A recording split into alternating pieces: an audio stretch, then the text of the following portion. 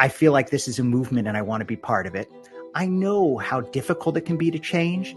I know how people can put up with so much pain in their lives and just not have a way out. So I wanted to apply that wisdom that I've learned in the trenches as a rabbi to the carnivore journey. You can't force somebody to change. You're not going to tell somebody this, but if you show through your own life the change that it has created in you, that's the way to teach somebody. That's the way to inspire somebody. The world as it is broken. We live in a broken world, but we can heal that world. We can heal humanity step by step. We're God's partners in doing that. God entrusts us with the obligation to heal humanity. Could you tell us your carnivore story? Yeah. It started... Hello and welcome. Carrie here from Healing Humanity, the Power of a Proper Human Diet. And I'm honored to have Carnivore Rabbi Evan on the channel. How's it going? Oh, it's going great, Carrie. Such an honor and joy to talk with you. I had a great conversation with you the other day. You asked me some of the best questions I've had. I really enjoyed that interview. I'm looking forward to hearing your story. It's all about the documented stories, individual stories that really get me inspired. It's the reason I'm doing this documentary. So I wanted to learn more about your story, how you found carnivore and things like that. So maybe if we could start out, well, before we jump into your carnivore story, can you just talk briefly a little bit about your background, your profession? Like, what exactly is the role of a rabbi in your community? Yeah, that's great. I mean, when I chose the YouTube name Carnivore Rabbi, I was pretty certain there wouldn't be any more. There wasn't another one. But a rabbi is a spiritual leader. It's the Jewish equivalent of a pastor or a priest. So I have a synagogue. We have about 650 families, couples, some singles, just households, we call them, that are part of it. And I do a lot of teaching about Jewish history, Jewish values. I lead worship. So every Friday night and Saturday morning, we have worship services. That's the Jewish Sabbath. I do a lot of weddings and bar and bat mitzvahs. That's a Jewish coming of age ceremony. I do a lot of counseling. People come to me, they're struggling with something. Could be family issues, could be grief. I preside over funerals. So it's one of the things that I love about being a rabbi is every day is different. And so I really get to be with people at really wonderful moments. Like I just did a beautiful wedding last weekend, and then difficult moments where I can really help people and help them get through difficult times, because we all face those times. And I've been at the same synagogue now for 15 years, just celebrated 15 years at the synagogue. So I've really gotten to know families over time, seen kids from age 13 when they become a bar mitzvah to being at their wedding. And so I'm very lucky with what I do. I feel blessed. That's wonderful.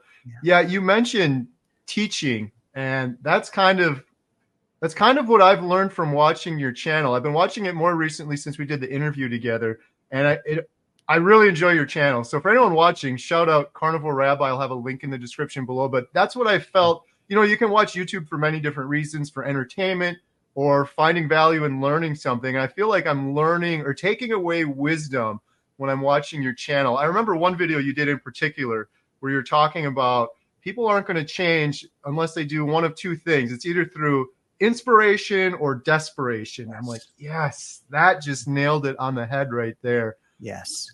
Thank you, Carrie. That means the world, because I love your channel and I've learned so much. And that's why I think there are so many good carnivore YouTubers out there, influencers, that I learned so much from. So I thought to myself, what do I have anything to offer? And part of it was, I feel like this is a movement and I want to be part of it.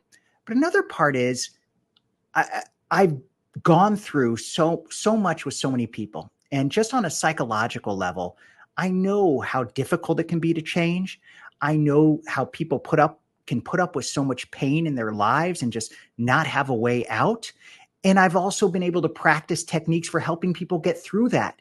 So a lot of the same difficulties people experience in life, they experience trying the carnivore trying the carnivore diet. So I wanted to apply that wisdom that I've learned in the trenches as a rabbi to the carnivore journey. And it's so, I mean, the challenges we face, how do we deal with a difficult relationship?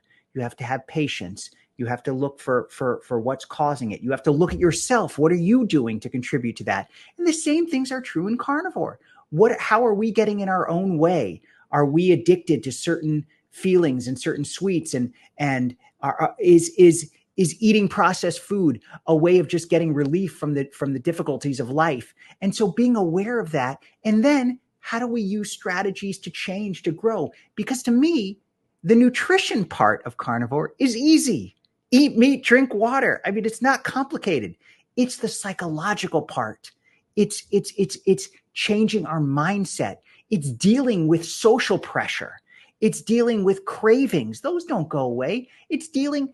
You essentially have to be countercultural to be a carnivore, because the entire culture is about eating more, eating more junk. And so how do we develop that character strength? And that's where I felt I had something to offer. Absolutely. Yeah. What a beautiful thing when you think about it too, because as a rabbi in the past, you were probably limited to the number of people you interact with on a daily basis at your synagogue. Yes. In a similar way to as a doctor, like Dr. Barry in the past would be limited to the number of patients he sees in his clinic or hospital setting. But now Dr. Barry's reaching millions of people through YouTube, and you're able to reach far more people than you would have just individually. There's for all of the downfalls and negatives of social media, there are some really good positive things if you look for them. When I think about that all the time, because sometimes I think, because I have a daughter who has celiac, she's 17, and she went through a real rough patch eating wise. And I think to myself, oh, I wish I'd known about this 10 years ago. Then, I also feel grateful that because of social media, I know about it now, and that we wouldn't have the community. We wouldn't have the teachers. We wouldn't have the inspiration that we have in the carnivore space without social media. Yeah, it comes with its own problems, especially, we're both parents of teenagers. It comes with its own set of problems, but there's so much we gain from it, and we can touch more people. And and getting notes. Whenever I feel, I have a file in Evernote, an app I use, that people send me after weddings, bar mitzvahs. And so whenever I'm feeling down, I'll look at some of those notes just to give me a little uplift and inspiration. And I've created the same thing with carnivore, that the notes that people have sent, the nice comments, it's a good feeling to know that we're able to touch more lives. Absolutely. Yeah. That's wonderful. So maybe if we could you tell us your carnivore story? Yeah. It started, I'd always had stomach pain. I remember it from middle school, just feeling such as, just a weird feeling in my tummy, and it would never go away. I would sometimes, if I was running or working out or doing some sport, it would feel better, but it was always, every time I ate, I just felt, grumbling in my stomach. And over time, I just kind of put it up. I'm going to have this low grade chronic pain for my life. It wasn't debilitating. I could still function. I mean, be farting all the time, but I could hide it, and be smart enough. I couldn't really drink milk because that would make it worse. So I just kind of figured out a way of managing this low grade pain. And I discovered keto in 2018, and keto was phenomenal. It was, and I lost most of because I know you talk about losing most of your weight on carnivore. I lost about 25 pounds on keto, and that was great. But I was still addicted. I was addicted to keto sweets, especially this keto cookie dough and this keto granola. First of all, it's very expensive. And two, it was like keto ice cream. All this stuff kept me addicted to these sugar tasting foods. And the stomach pain never really went away on keto. So it was wonderful for a time. But then I saw a couple of videos, Dr. Chafee, Dr. Hampton. This is about 2.5 years ago. And I had always loved meat. I remember my mom, when I told her I was doing carnivore, my mom said, yeah, when you were a kid, sometimes you just asked for dinner just for ground meat. Nothing else. You just want to ground meat. And I was like, that makes sense. So I'd always loved meat. And so I decided, let me give this a try. Keto's worked well. This is almost an extreme version of keto.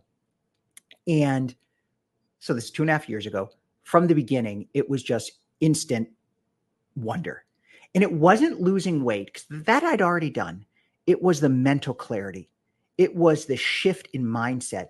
And it was the stomach pain basically went away. My wife will testify to it.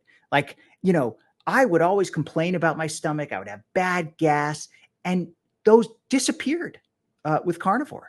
And so that to me was the best benefit. And the mental clarity, I had never really realized I had brain fog. I mean, I started taking Zoloft when I was 20 because I sort of had mild OCD, and I stayed on that for a while, but I had ups and downs, but I didn't realize the brain fog that I had had. And you've said that, Carrie, you talk about, you don't realize what it is until you're out of it. And I felt that probably after that was about 2 to 3 weeks. So that was the beginning of my carnivore journey. And I really have never looked back. I mean, there have been times when I've had a couple of extra carbs here and there. But over time, I've actually just gotten stricter because I see the benefits of it. And it's really been such a game changer. And it's been hard. I think the hard part is I have a public life. I go to a lot of events. I go to a lot of lunches and dinners. So dealing with I have a staff that I work. So dealing with sort of the fact that I'm doing this very, to them, not to me, but to them, sort of extreme way of eating, that can lead to some awkward conversations.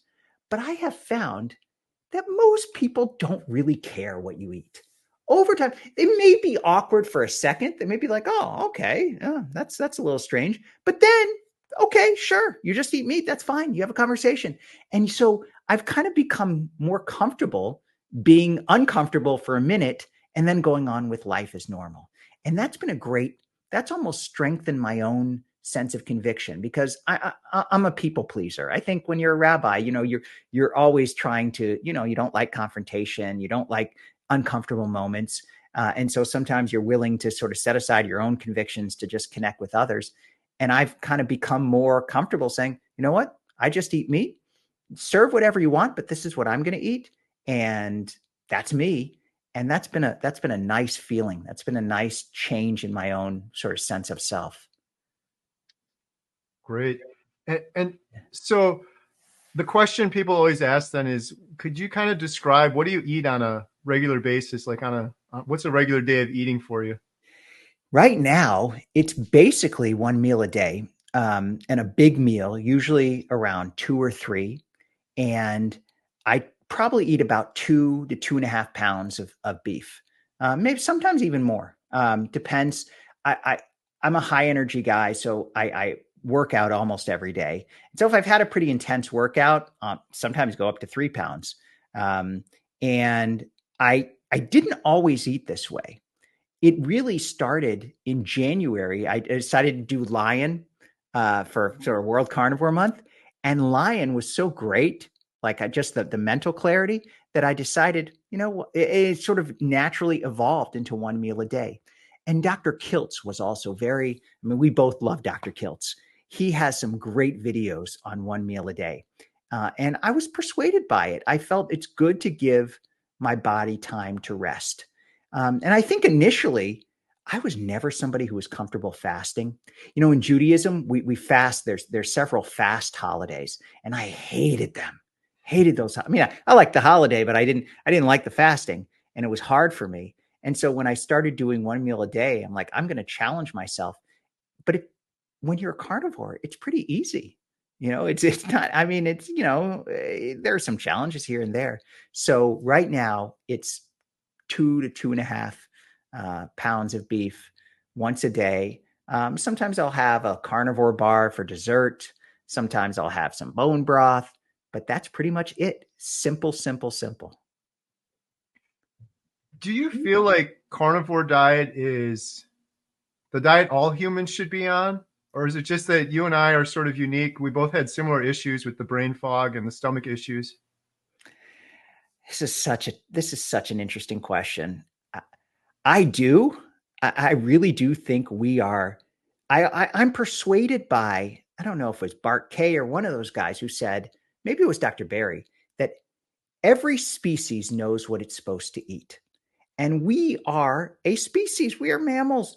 And so we should intuitively know that we are supposed to eat meat and that is the proper human diet. So that to me makes a lot of sense and it works for me. However, my wife, she's eating more beef, but she always says to me, sometimes I just don't feel like it. Sometimes I feel like I can't eat meat. It's like, and I see that occasionally. You see people who have meat aversions. Now, I say to my wife, I probably shouldn't say this, but I'm like, no, you've just been brainwashed. You've had to eat vegetables and fruits for so many years that you think you don't like me. I'm just BSing sometimes with her with that. But I do think it is appropriate. However, I think because of the Ice Age, because of overhunting, if you look at the history, we had to adapt and learn how to eat other things. We learned how to eat berries. We learned how to eat grains, even though we can certainly get by not eating a carnivore diet. And our brains are so malleable. Marketing is so powerful. And so I think that people have convinced themselves that they don't really need beef. Whereas I do think intuitively, if we were to just step back in time, get rid of all the toxins in the air, get rid of all the marketing, that we would know that this is our proper human diet. Right. Yeah. The species argument and how every animal or how every species has a set diet. I always found that one very intriguing too. And then now that I'm carnivore more, just the weird thing about humans, when you go in a grocery store now and you look and you go down the beverage aisle and there's 4,000 types of beverage, and you go down, I've used this example before, you go down the bread aisle, there's 76 types of bread. You go down the ketchup aisle and we have 55 types of ketchup to choose from. It's gotten to such a weird place. Like, why do we have this need for such variety? It's yes, really crazy. And like you said, no other species on this planet has that. And here we are, the apex predator, the big brain human, and we're messing it up so bad. It's kind of weird when you do carnivore for a while. You have these epiphanies, sort of thing. Have you had any others like that where you look at the world differently now? Oh, absolutely. I feel I do. It's something you say often, Carrie, that resonates so strongly with me, is getting closer to nature, and that carnivore. We're not going to be able to go back to the hunter-gatherer days. Our lives are too evolved. Technology has changed. We are where we are. But when we are carnivore, that brings us closer to nature. And I think what I have realized over time, and this could also be a function of aging, getting older, middle age, we human beings have so overcomplicated life, so much. Like you just said, 60 different kinds of ketchup.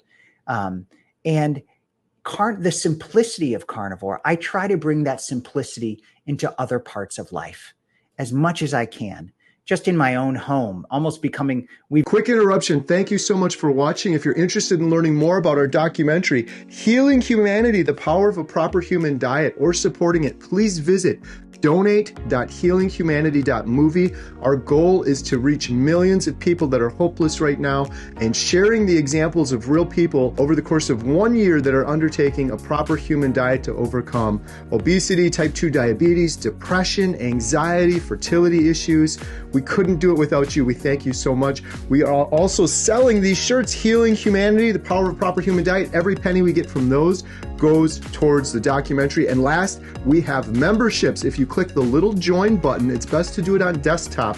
Under any one of my YouTube videos, you can join and become a member. We have hundreds of members right now. We do members only videos. We do members only behind the scenes. You can email me as a member and I'll answer you. And every penny from that goes to support the documentary. And the last thing is we have these Redmond's portable salt shakers. These things are awesome. You can get the best salt. You can take it with you.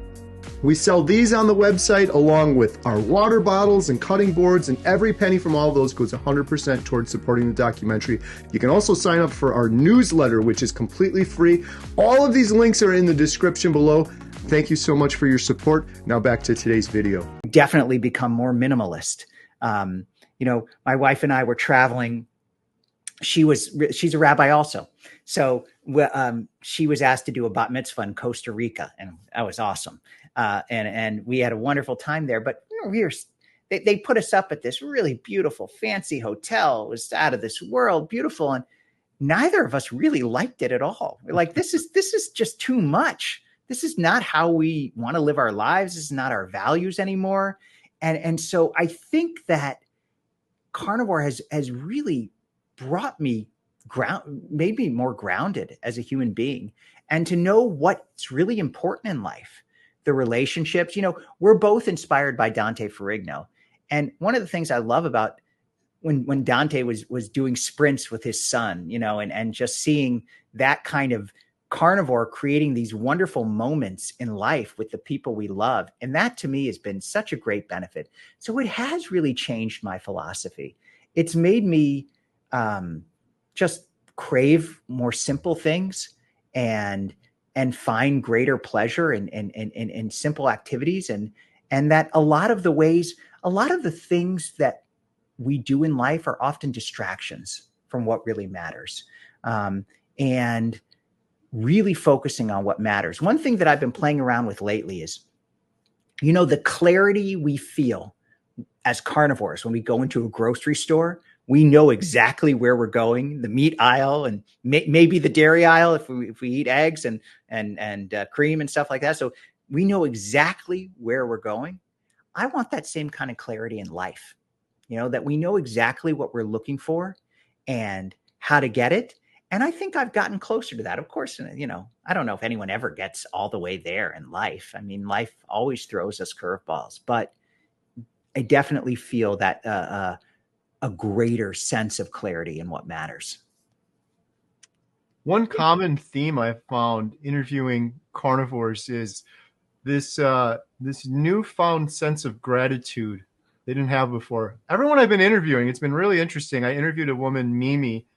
She had Parkinson's. She's carnivore now. She's just thriving. But she literally said, Carrie, I wake up every morning with an overwhelming gratitude just to look at the sunshine in the morning. And I thought, that is such a beautiful thing. I imagine if all humans could experience that. Have you noticed anything change with you in terms of gratitude? Oh, yeah. I've always tried to cultivate gratitude in my life because I've known that's such an important value. And as a rabbi, I feel, but I feel much greater gratitude to the people I love, to my family. And I've noticed there's something really interesting. What you just pointed out about gratitude, you know, let's see, this was 7 years ago. I've written several books and it's great. I love writing. Writing is one of my passions. And when they were published, when you write a book, you've got to go get blurbs, endorsements from famous people to put on the book so that more people are likely to buy it. So I had, and the publisher doesn't do anything for you. You got to go do it yourself. It was the hardest, most frustrating thing. You write to all these people. No. They're too busy. They're too famous. They don't have time for you. You're a nobody. I got so many rejections, and that was not fun. And you know, sometimes I would push, and then I would get a great endorsement, but it was few and far between.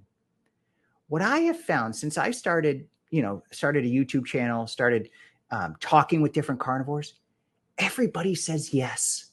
This is such a loving, grateful, supportive community. I mean, including Dr. Chafee. I mean, this is a guy who is one of the busiest people in the world, everyone wants a piece of him. Oh, replies to my texts, replies to emails. Incredible. And I have noticed this over and over again.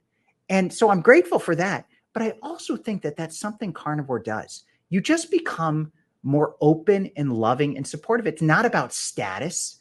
It's not about influence to a degree. Yeah, I mean, people are busy. Okay, you can't say yes to everybody all the time. There's important to set boundaries, but there is such a support and sense of community among carnivores. And I am incredibly grateful for that. It's been a good gift in my life. And I'm trying now to do that for everybody, you know, for people who send me emails, people who comment. There is a real sense of support and love in this community. Yeah, there sure is. Dr. Chafee is a great example of that. I've noticed the same thing, to the point where I'm like, how does he even manage to do this? The guy's doing neurosurgery by day, YouTube videos by night. And yeah, I don't think I've ever asked him something where he said no, including to bring it back full circle, the documentary. He was the first doctor I spoke to and the first person I said, I don't want to put you on the spot, but will you participate in the documentary? And he said 100%. Yes. He didn't even think about it for a second. Yeah, he's incredible. It's interesting too, because I often think about that. It's like in life, you want to surround yourself with people you want to be more like, that you glean wisdom from. Or Dr. Chafee as an individual, as a doctor, I'm like looking at him. Obviously, he's very fit, but just his energy level, his words, his mind, his knowledge, all of that. I'm like, I want to be more like that guy. So, Totally. He's got such a calmness too. He's logical, and he can be impassioned when it's appropriate, but it really is wonderful. I mean, I think you can tell a lot about a person in how they carry themselves, and he's not dogmatic. He doesn't say you have to do this. He just explains what he does and is just inspiring in his own example. I think we all strive for that, right? You've talked about this. You can't force somebody to change. You're not going to tell somebody this, but if you show through your own life the change that it has created in you, that's the way to teach somebody. That's the way to inspire somebody. Yeah, well, I appreciate you said that. I don't know. That was a lesson I learned a long time ago that sticks with me, and I have zero doubts about. You can never change another person, but like you said in that video, you can inspire them, or hopefully they don't do it out of desperation. Sadly, a lot of people, it'll be desperation. And then I started learning more from other people like Lee Kopis, Kent Carnivore, or my friend Jeff DeProsperous. I used to just leave it at that, but now I get more passionate about it, because I'm like, some people are going to wait until they're too desperate or until it's too late, and then you can't reverse it. You lose your colon, or you're diagnosed with something that can't be reversible. So that's something I've struggled with doing this. I used to, when you first start carnivore, you're just shouting it like everyone, like, you got to do this, like, see this thing. It gets to be too much for some people. So I've pulled back a little bit, but that is something I still do. But that's why the documentary is so important, because it has to be out there as an option. And that's why, who is it, Dr. Barry, who just encourages everybody to start a YouTube channel? You just have to be out there. There's a culture. And if people know carnivore is an option, then when they're in those desperate times, they at least know it's there. Yeah. And that's so important. That's huge.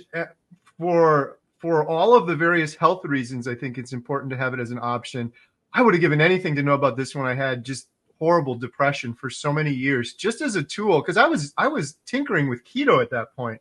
And if someone had told me, hey, a very strict ketogenic diet could get rid of your depression forever, I'd be like, I'll try anything. I'm sick of trying all these pills. But then when we started bringing cancer into the documentary, that was a huge turning point for me. When I talked to Jeff DeProsperous, and his biggest message is, I'm not telling anybody that if you have cancer, you have to do carnivore and fasting like I am. I'm simply saying this should be an option. This should be a tool in the toolbox for someone that's diagnosed with cancer and they're hopeless, just as an additional tool. Sadly, most people don't know about it, but hopefully we'll be able to educate some people through the documentary. And it's like you said, it's all about inspiring people. That was the whole idea with this documentary. Not telling people to do carnivore. This isn't even like all of the science and history of carnivore or a proper human diet. It's just individual stories from many different people that are doing this. And hopefully it'll inspire people. So, yeah. You asked also earlier about other ways carnivores sort of shape worldview. And sometimes I've seen the truth is often the opposite of what other people say. or what the majority says. My grandpa used to say, and my grandpa was a doctor. I love doctors. I mean, sometimes in the carnivore community, we demonize doctors. My dad is a doctor. My grandpa was a doctor. Obviously, the medical system today is so messed up, but many doctors mean well. But the kind of advice that has come down, the idea of cholesterol being so bad, the idea of meat being bad, when you become a carnivore and you see the difference it makes, it changes the way you look at conventional wisdom. You sometimes see what conventional wisdom says is often the opposite of what's true. And I've seen that in a lot of different areas of life, in the news sometimes, in health, in I don't know, just in psychology, in so many things. It's sometimes if a lot of people are saying one thing, then look first at the opposite, and that's where you might find the truth. And that's a principle carnivore has reinforced for me. I love that. I've always been kind of weird, and I've always done the opposite. So I think that's why carnivore works so well for me. But it seems like everything that's great in life is something that's outside of the social norm or a little bit different than what everyone else is doing. And that has been a big epiphany on carnivore too. Literally, it seems like everything is inverted, everything is backwards, everything is upside down. Had I done the opposite of everything I was told to medical advice wise, I would have been so much better off. And it sounds like I'm exaggerating when I'm saying that, but I'm really not. It really is the truth. It's kind of amazing how backwards everything is. Yeah. And I'm also more excited for the future. As you think about it, I mean, I joke with my wife, I'm like, I'm going to live forever now. Of course, we're not going to live forever. But, there is a greater excitement. And, as you get people who get, I remember reading this in a study, like people who are about 46, there's often a low point of happiness. And then it kind of starts to go up again as you get out of middle age. But I'm 46 now. I've never been happier, never been more excited about the future. And some of that's just like, good luck. And a lot of it though is just carnivore and the kind of outlook that it sparks in me. Yeah. The same for me. I mean, I came from a very dark place with the depression and anxiety, and I would have given anything to I would see other people that in my head, I'm like, they're just normal. They're not hopelessly depressed. I would give anything to be like that. But on carnivore, I'm on the other end of the spectrum. I'm just full of joy, gratitude, happiness, and excited for the future. Like you said, it seems like so many, like everyone can agree or worry about aging. Everyone gets fearful of aging, but most of the problems with aging are from disease that we get from inflammation, from being chronically inflamed. And the fact that we have no inflammation or very little on carnivore, it's like I'm not worried about those things. It's really interesting because I've been on carnivore for over a year now. And initially, a lot of people do carnivore for an immediate reason. Like, I want to lose weight. I don't want to be depressed anymore. I want to come over type 2 diabetes. And then they fix those things. And then there's always the tendency, well, I should go back to moderation now, or I should go back to what I was doing before, which I think is a very scary thing. I think that's why a lot of people end up yo-yoing. I did that for years on keto, but my whole thing has shifted now, looking at the future and learning from people like Maggie that we interviewed for the documentary, not having to worry about dementia or Alzheimer's or cancer. Of course, I could still get any of those things, but I feel like the odds are drastically reduced. And even if I do get them, I'm almost like, what? Bring it on. Like if it happens, it happens. There's nothing I can do about it. But the fact that I'll be so much stronger and my immune system will be stronger, and I'll be ready to take it on more so than I would have been able to otherwise. Yeah, so true. Yeah, in terms of the documentary, the name is Healing Humanity. That was a question I always ask people. It's kind of a dumb question because I think we all know the answer, but I love to get other people's perspectives on it. So the question is, does humanity need healing? Without question. I mean, this is, as a rabbi, I think about this all the time. I mean, I thought about this even before carnivore, but carnivore's made it. There's a Jewish idea called tikkun olam, and that means repair of our world. And the idea is that the world as it is broken. And it's similar to the Christian idea's original sin. It's a little different in Judaism, but that we live in a broken world, but we can heal that world. We can heal humanity step by step. We're God's partners in doing that. God entrusts us with the obligation to heal humanity, to tikkun olam. And so I think that carnivore is part of that. Absolutely. Humanity needs healing. I mean, look what happened on over the weekend with an attempted assassination attempt. Okay, I mean, I live in Chicago. There's violence every day. There's so much sickness and illness and disease. And then as a rabbi, I know some families look perfect from the outside. You know, they just, everyone's polished, everyone's good looking, everyone's smart, gets perfect grades, they make a lot of money, drive fancy cars. You see that. But I know when people come to talk to me that it's never like that. And some people have more pain than others, but everyone struggles. And so, yes, humanity is in need of healing. And a lot of that comes from improper nutrition. You know, changing our diet isn't going to solve every world problem. Of course not. But it is a huge step to healing humanity. If we could return to that simplicity, to the proper human diet, we would get much, much closer. And I mean, anyone who lives in the world knows that. And so, yeah, that's why I'm so passionate about the documentary and passionate about carnivore. Yeah. It's definitely returning to a proper human diet isn't going to fix anything, like you said, for sure. But I agree with you. It's so many things stem from nutrition that we don't realize stem from nutrition. And it's not just sickness, not just getting cancer, or diabetes, or these other issues. But for example, like the assassination attempt, just crazy, insane, right? When we see these mass violence, horrible acts of violence on TV over and over again, I often think this is like a mental health issue. There's mental health problem. Like, I don't know how you could think otherwise. If someone's going to do something like that, there's clearly some sort of mental health issue there. Huge. Yeah.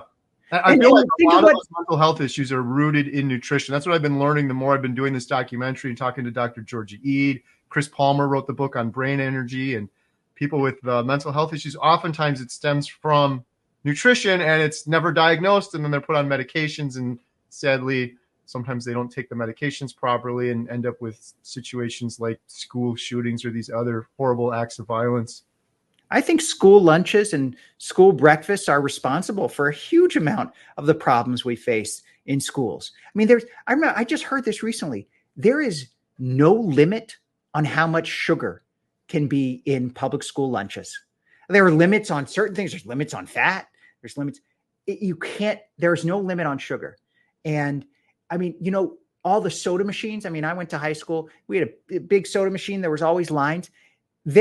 Coca-Cola gives hundreds of thousands, if not millions of dollars to the school district so that they have the right to put those soda machines in there. And it's bribery, essentially. Yeah. And it's addicting and hurting people. And I don't blame the school districts. They need all the money they can get, of course. So they're going to take it. I mean, they shouldn't take it, but you know, you could see why a board would vote to take it. And so there's so much. I mean, the rise in mental illness has corresponded exactly to the rise in processed foods. There's no accident. Yeah, absolutely. Mental illness, all of the things too. That's one of the things it feels like we can see these things more clearly now that we're carnivore, but heart disease, cancer, all of these things, you just look at processed food going up. On the discussion about children, that's one thing that just really gets me. It's just so tragic. Younger and younger, getting kids hooked on sugar. I don't know. Sometimes I talk about sugar and people get mad at me, and maybe I'm overly dramatic about it, but I feel like sugar just gets a complete pass when I'm like, what is the redeeming quality of sugar? In my opinion, it's an addictive drug. It lights up the brain on an MRI like cocaine. It rots the teeth. It causes inflammation, leads to type 2 diabetes, learning disorders, depression, anxiety, all of these downstream effects, but it just gets a complete pass. I don't know if you have any thoughts on sugar or getting kids hooked on it from a young age. It's horrible. And you know what? I'm a history buff, kind of like Dr. Chafee. Do you know the reason we consume so much sugar is because of the legacy of slavery and colonialism? I mean, Britain and France, they controlled the West Indies, Haiti, all these places. And that's where they produce sugar. and they produced mass amounts of sugar from sugar farms, and then they had to sell it. So so it was easy to sell, but it wasn't natural. It's not natural for someone in England to consume so much sugar. And there was some statistic that between like 1870 and 1980, the average amount of sugar a citizen of Britain consumed in a day was up like 1,500 fold. So whereas one point it was like, a tiny bit of sugar, now we eat that much sugar in a day. So this is not natural. And it happened because of these huge profits, in some ways similar to today, huge profits that were made by slave owning plantations in colonies. And so there are all these interesting maps of how the sugar trade worked. And so it is incredibly unnatural. And so sometimes people say, well, if we're not supposed to eat sugar, why does it taste so good? Well, because during certain times it was to our advantage to get fat so that we could survive the winter. And sugar was so rare that when we did see it, and we would consume it because it was a good protective layer. But that's not the world we live in now. And sometimes sugar today tastes good because it's engineered with every single chemical to make it as addictive as possible. Yeah, you could say the same argument. Why does cocaine make me feel so good? Then why shouldn't I take it? That's right. Yeah. Some people that hear about carnivore, the things we're talking about, will say, so you just mean to tell me there's some big conspiracy theory out there and everything I've been told is a lie. The food pyramid's a lie. Eat your vegetables is a lie. Breakfast is the most important meal is a lie. Like, how did we get to this place? What would you say to someone making that argument? I would say yes. I would say, look, people for hundreds of years thought bloodletting was the way to cure illness. I mean, that's how George Washington died. The guy who first suggested that doctors and nurses should wash their hands, this is in the 1800s, was belittled by all the establishment doctors in the world.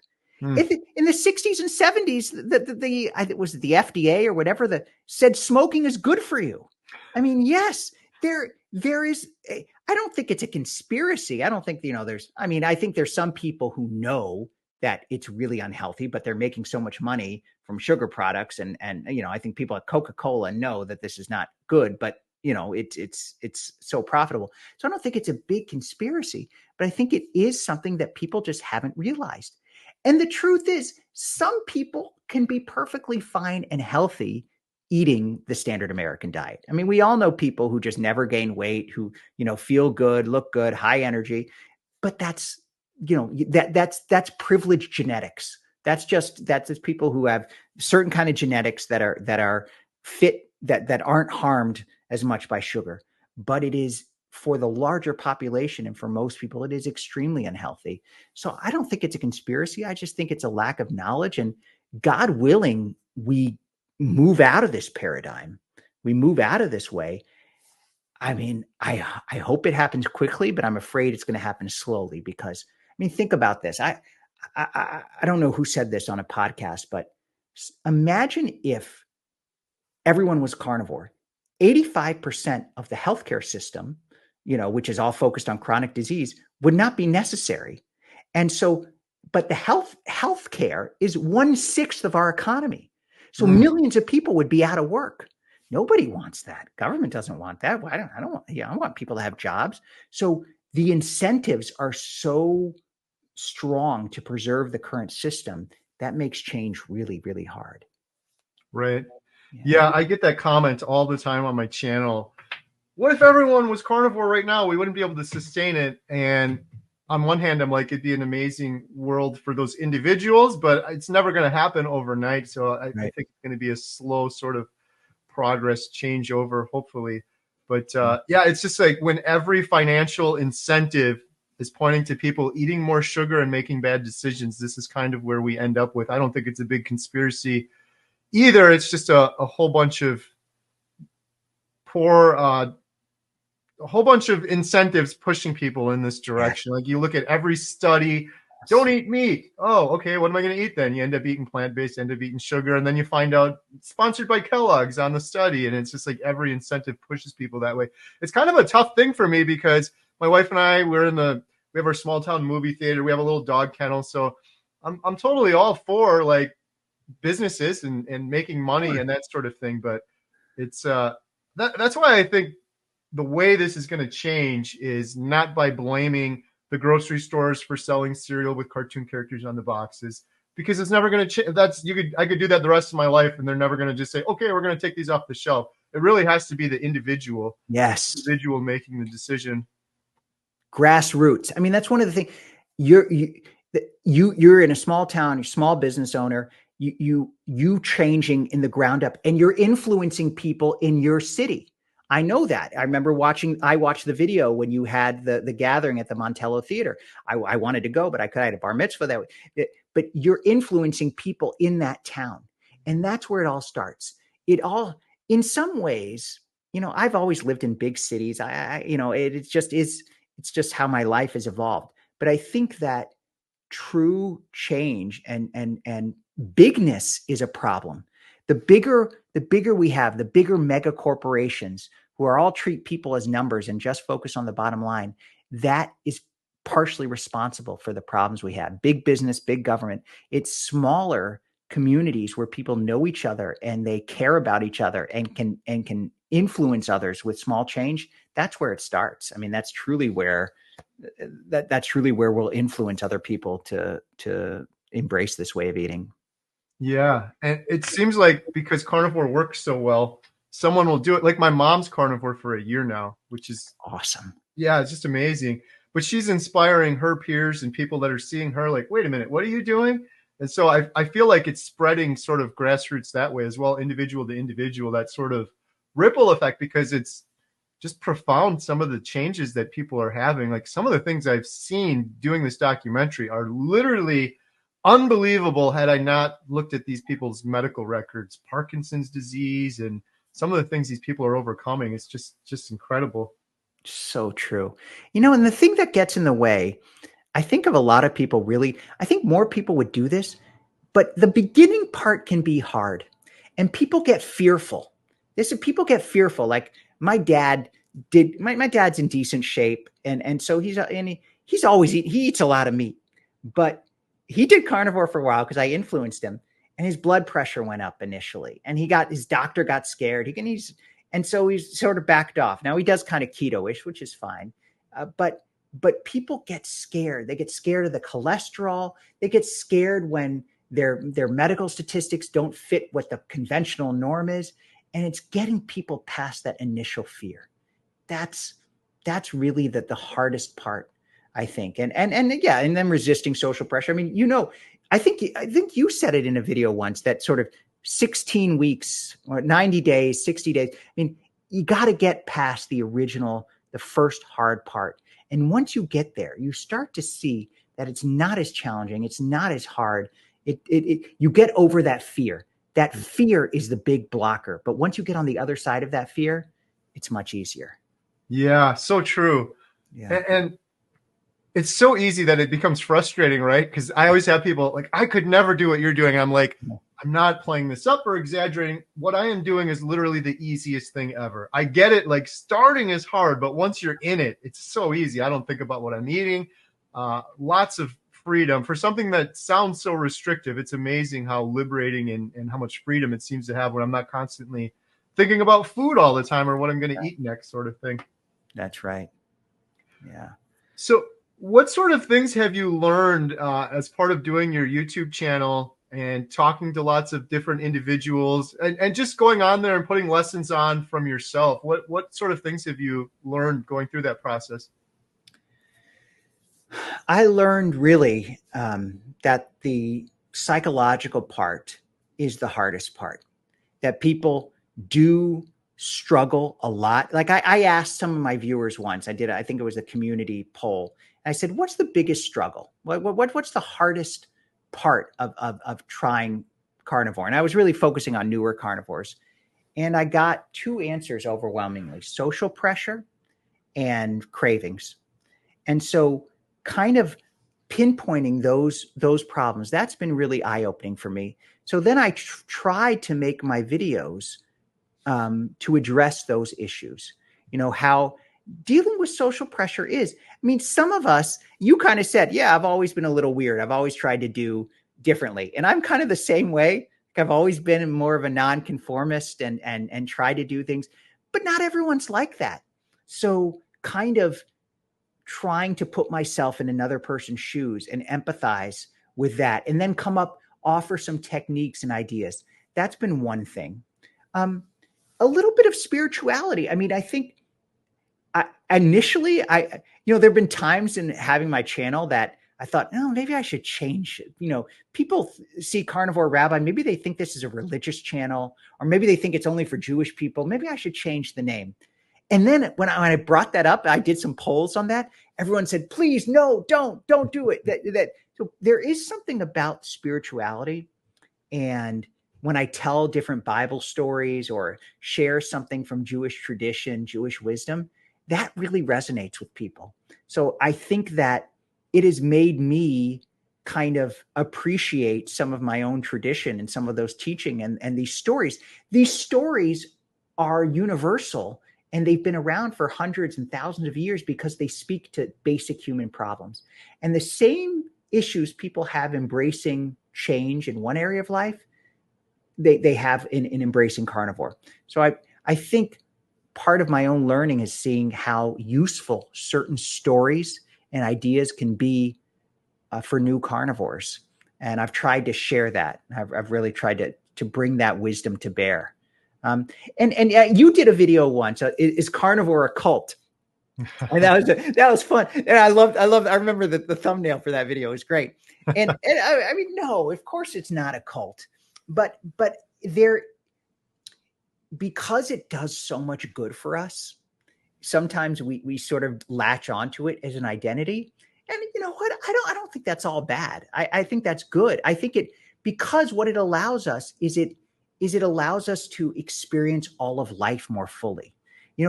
In some ways, we think much less about food. As you just said, we think less about food as carnivores. And so it allows us to embrace the other dimensions of life, the relationships. I mean, why do we get together for meals? It's not because of the food all the time.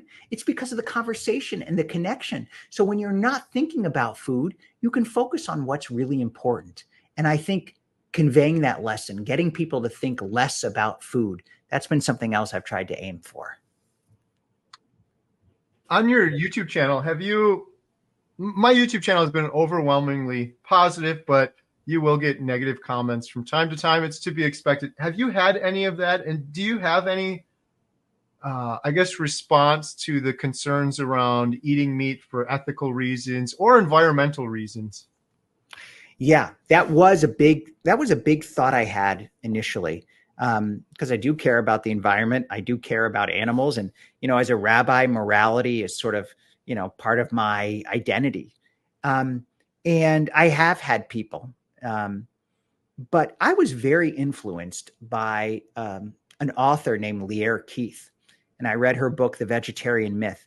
And it was very convicting for me that veganism and vegetarianism kills way more animal species, causes much greater damage than the carnivore diet does. And just monocropping. I mean, all the hundreds of thousands of species that live under the earth. And that I really see the carnivore diet as enhancing the environment, enhancing the soil. And I get most of my meat from a farm shop nearby. So I know that my ecological footprint, the amount, the transport costs and the environmental impact of the food I eat is minimal. So I really feel that I'm doing better for the environment and better for animals. And in some ways, I mean, Lear Keith talks about this. The world is structured as predator prey. Like that's the way the world is. And at a certain point, we will be the prey for the earth. When we are buried and we're in the ground and the earth consumes us and is bringing up is pulling the nutrients from our body to nourish the soil when we're buried, we are prey for the predator that is the soil. That's the way God structured the world. And so I don't feel those moral qualms anymore. And yes, I'll get people that say that, but I just kind of chalk it up to people are sometimes brainwashed. They've been given this message over and over again that veganism is good for the environment. Veganism is the healthy way. Veganism is the moral way. And the more I've learned and explored it, the more I realize how wrong that is. Is there anything that you've learned on your carnivore journey that if you could go back and tell yourself on day one, that would have been helpful for you? Yes.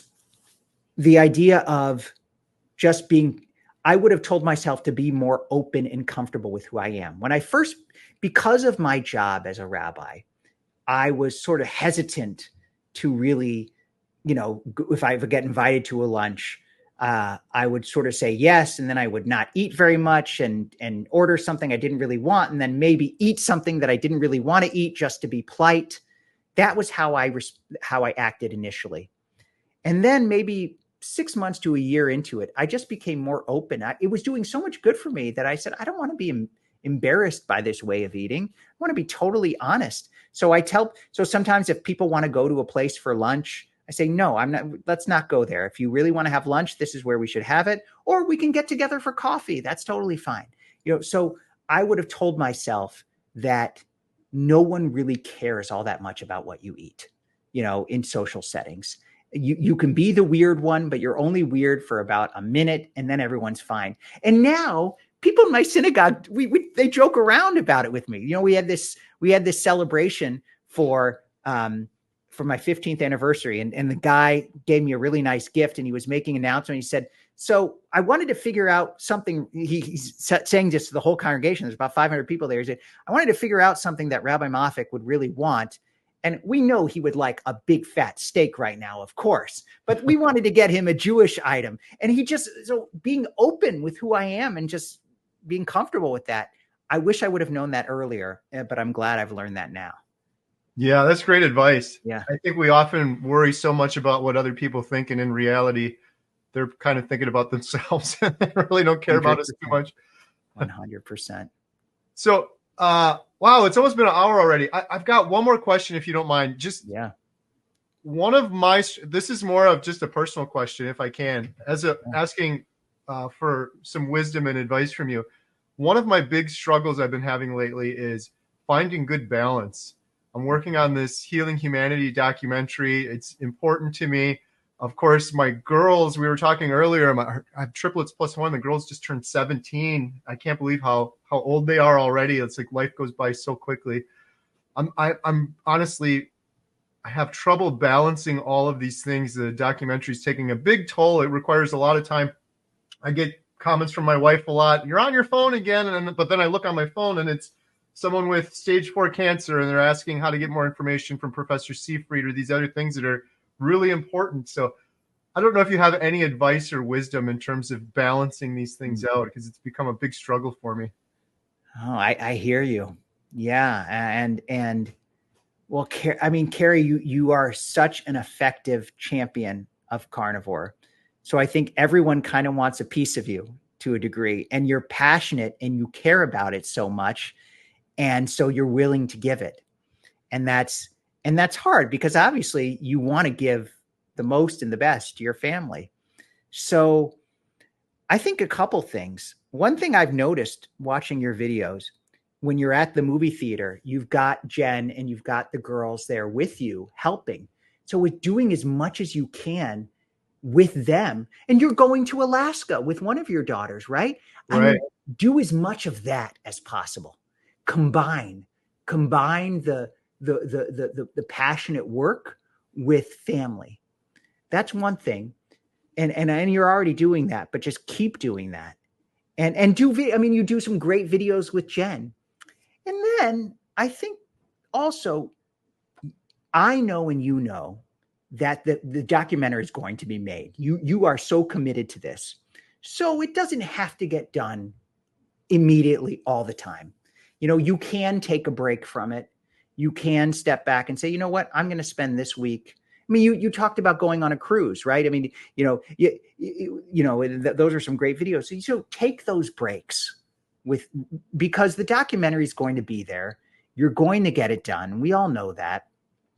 And And so that's what I would do. I would maybe try to slow down, knowing that you're not stepping back on your mission, not at all, but you're putting it in the larger context of your life. Mm.